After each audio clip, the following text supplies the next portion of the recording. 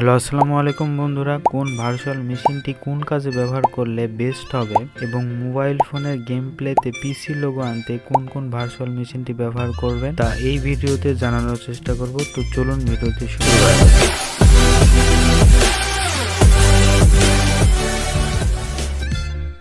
তো প্রথমেই দেখাবো পাবজি এবং ফ্রি ফায়ার মোবাইল গেম পেতে পিসি এই ধরনের পিসি লোগো আনতে কোন ভার্চুয়াল মেশিনটি ব্যবহার করবেন। তো আপনারা দেখতে পাচ্ছেন এই যে ফোনের মধ্যে লোগো দেখা যাচ্ছে পিসি লোগো।